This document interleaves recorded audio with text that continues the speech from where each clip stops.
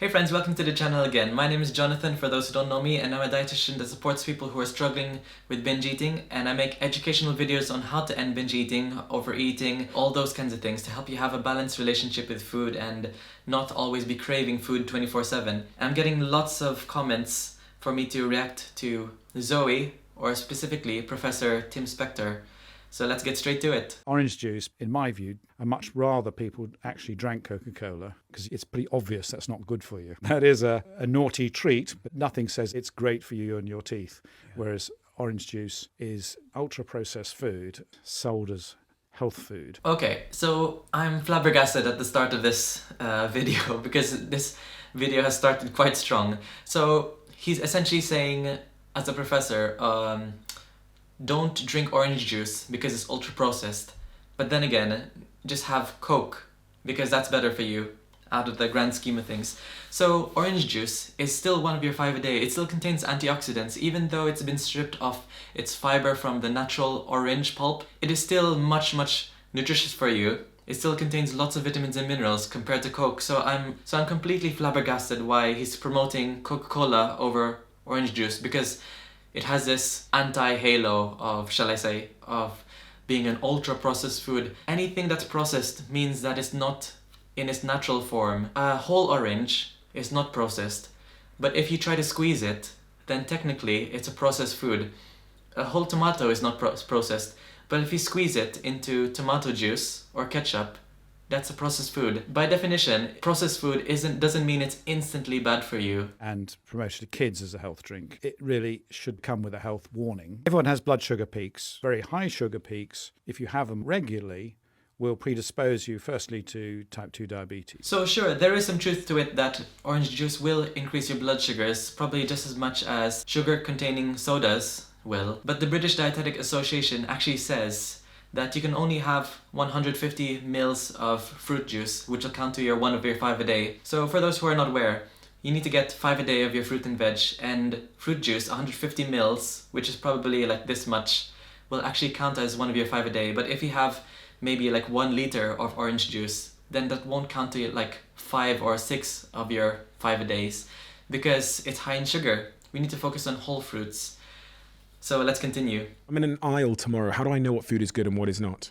Well, you've said the first thing. If it's not in a package, you're pretty sure it's good. If it's concealed in some package that's got, happy children and signals of vitamins in it, that should be a warning sign. So what if bananas are in a package? What if watermelons are in a package? What if oranges are in a package? You always get those, those netted orange package.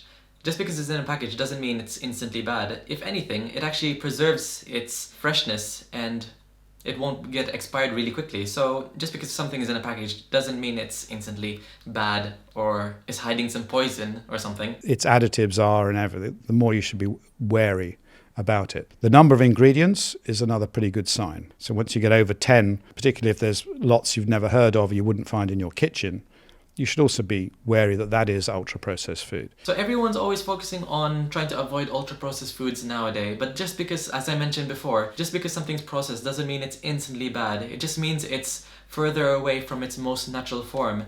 If we look to cereals, fortified cereals, which is a really great source of B vitamins, iron, B1, B2, B3, and folic acid, so many little amazing nutrients, that has more ingredients because you're adding many B vitamins, thiamine, niacin, and riboflavin. You would see like this, and most people would think, oh, this is a really bad thing. But if you actually look at what each ingredient is, it's actually a vitamin. It's added with iron, it's added with this, it's added with this. So just because something has more ingredients doesn't mean it's a bad food. The same thing with organic oat milk or organic almond milk. If you find like organic almond milk, for example, you'll just see it's water and almonds. But if you see non-organic almond milk, aka just normal almond milk, you'll see water, almond, and then fortified vitamins, this vitamin, this vitamin, this vitamin, because they try to match it to cow's milk. They add calcium, they add vitamin D and many other things. I'm just gonna quickly Google right now almond milk. So I'm not gonna state the name of this brand because of I'm not sponsored. But here, water, almond, 2.3%, calcium, tricalcium phosphate. People might be like, oh, that's really bad, but that's actually a calcium additive to add more calcium. Sea salt, stabilizers, locust bean gum, gellan gum, emulsifiers, vitamins B2, B12, E, D2. So most people might think like, oh, that's tons of ingredients. But at the end of the day, fortifying vitamins and minerals still counts as ingredients. They can be just in like interesting names. Calcium wouldn't always be just calcium. It would probably be called calcium phosphate because that's its stabilized form as an ingredient that can be added in safely. I can tell you all the ingredients of a banana right now and what it's made out of, but if I didn't say it was a banana, then people would completely poop their pants. Water, sugars, fructose, sucrose, maltose, starch, fiber, aspartic acid, histidine, arginine, valine, and so many other things. People would poop their pants. But just because something has more ingredients doesn't mean it's bad for you. Sometimes something that has more ingredients could be good for you. Depends on what you put in it. I've changed my mind on this. Food definitely is medicine. Food is not medicine. That's a really distorted way of thinking about food. You don't have to see food as this thing that will cure everything, because people will take it out of context. They'll be massively disappointed. Because if you say food is medicine, then people who are struggling with certain types of uncurable cancers will look to food and they'll be massively disappointed. Some people will literally take it out of context. Some people, I know, working as a dietitian, as a hospital dietitian, some people have stopped taking chemotherapy and actually try to go to food as medicine, trying to drink green smoothies. There was actually a lady who actually had colon cancer, and in one of the wards I worked in, and she was trying to drink these green smoothies, and I said, oh, try to avoid the ones which are high in fiber. She wasn't eating the meals which are given from the hospital menu. She wasn't having the cereal for breakfast. She wasn't having the fish and chips for breakfast. She wasn't having the cake custard. As a dietitian, my mind was thinking, I'm just panicking right now because her weight is going down. So when you're struggling with cancer, the thing you need to focus more on is quantity, calories. Because if your weight's dropping down, then your risk of mortality massively increases. So we shouldn't say food is medicine, because people are actually gonna avoid having treatment. They're gonna avoid paracetamol when they have a really bad headache. When they have like shooting pains in their stomach, they're not gonna go to the doctor. They're gonna head to having a green smoothie, for example. Epidemiologically, calculations have said that if we moved the UK from its current diet to an optimum diet, we would reduce chronic diseases by about 70%. So I kind of agree there that if we change the UK's diet to ideally the Mediterranean diet, which is the gold standard diet at the moment, lots of fruits and vegetables, low in sugars, low in red meat, contains lots of olive oil, monounsaturated fats, then the UK would be a much better place nutritionally, because most of the UK doesn't actually meet the recommended amount of fiber every single day. We're recommended to have, or trying to aim for 30 grams of fiber a day, and most people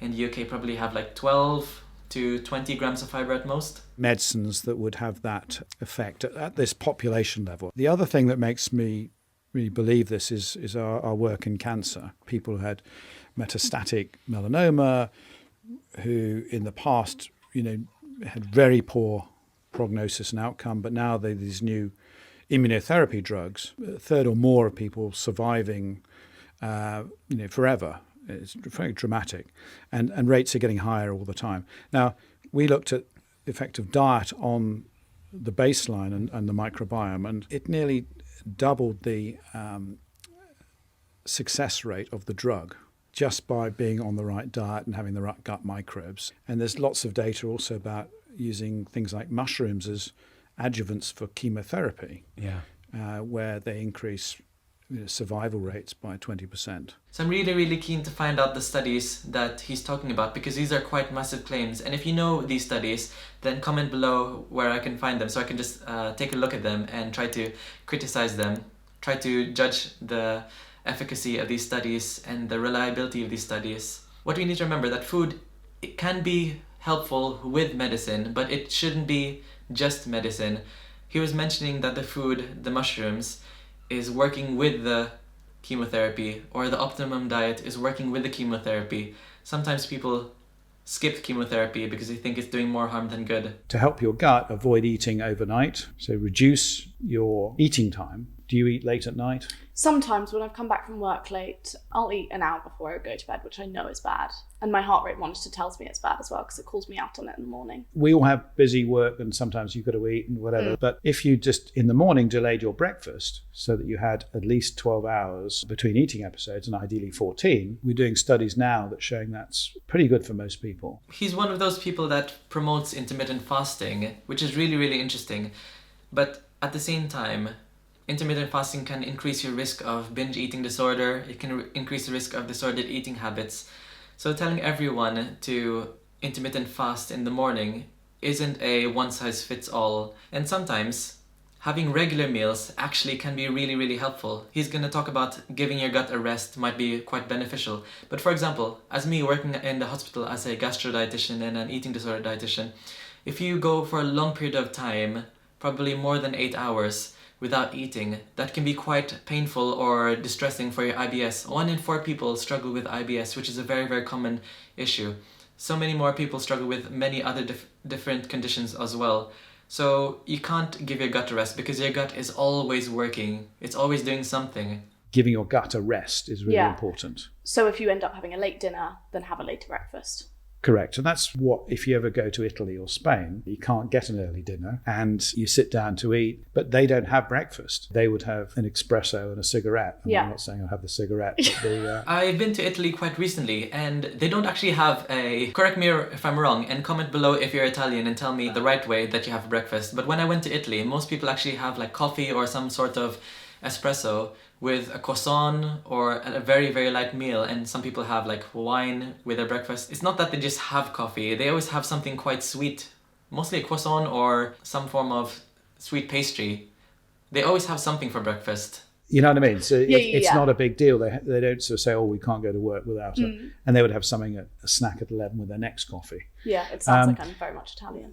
People just need to realise that if you focus on what your gut wants, then you can't go that far wrong. So I think that's really important. The key bit is for your gut is to reduce ultra processed foods. I sometimes wonder what these fitness influencers are thinking in their heads when people like Tim Spector are actually talking about nutrition, because Grace Beverly here in the video is actually a fitness influencer. I wonder if sometimes if you're a fitness influencer who's quite big and someone's telling you about nutrition, do they ever think in their mind when people are doing podcasts with them, they might be thinking, yeah, you don't really know what you're talking about. But just to let you know that I'm not knocking Tim Spector and ZOE.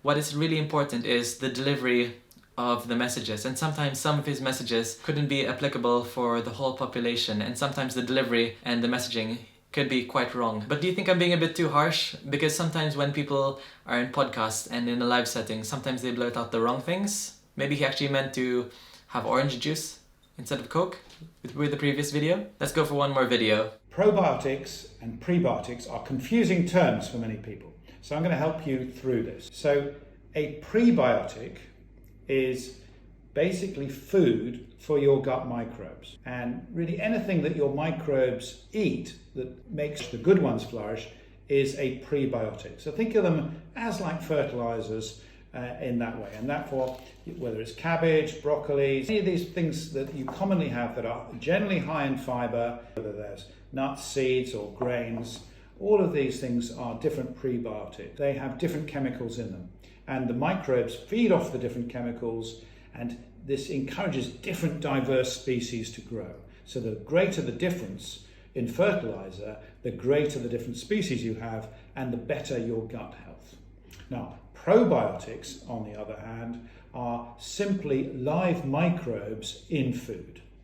And most of these probiotics contain microbes that don't live forever in your gut, they just pass through them. And in passing through, they send signals to the rest of your gut to produce healthy chemicals.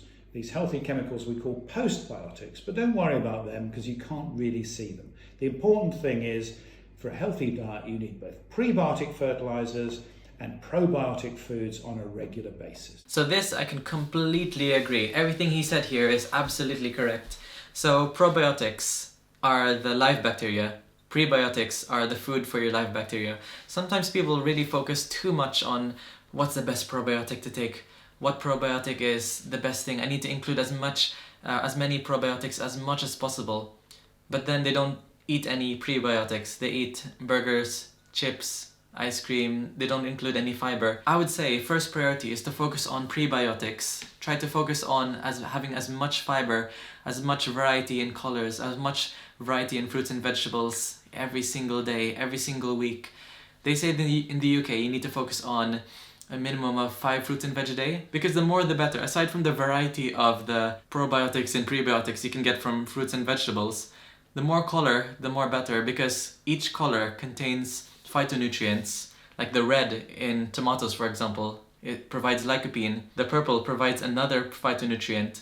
The yellow provides another phytonutrient, orange. So as much color, as much variety, as much as possible. That I can absolutely agree with Tim Spector here. Sometimes he provides great advice. Sometimes he provides things which are quite leaning towards diet culture-y stuff, such as avoiding all ultra-processed foods, avoiding all processed foods, more ingredients is bad, and try to intermittent fast as much as possible. So these are very like diety culture-y terms. Try to focus on what works for you, and then you're absolutely winning. You don't have to really change your diet. You don't have to force yourself to avoid Coke or Pepsi or soda drinks as much as possible. Avoid orange juice just because it's ultra-processed. Because there's this thing that people can fall into called orthorexia.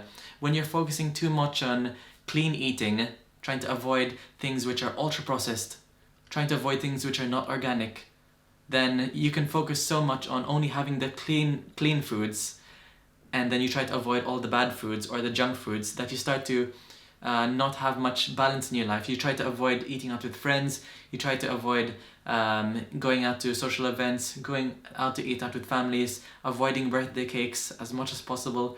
Orthorexia, this obsession with very clean eating, can lead you into a spiral of very, very poor mental health decisions.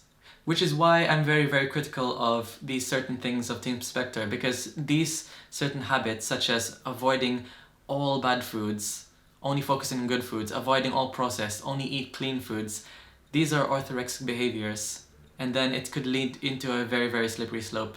So anyway, let me know in the comments, what was your most interesting, eye-opening bit about Tim Spector, and what do you think of him? And like, subscribe, let me know in the comments as well. I'm actually asking you to do so many things in the comments. If you want me to react on anyone specifically as well, and I'll see you in the next video. See you, friends!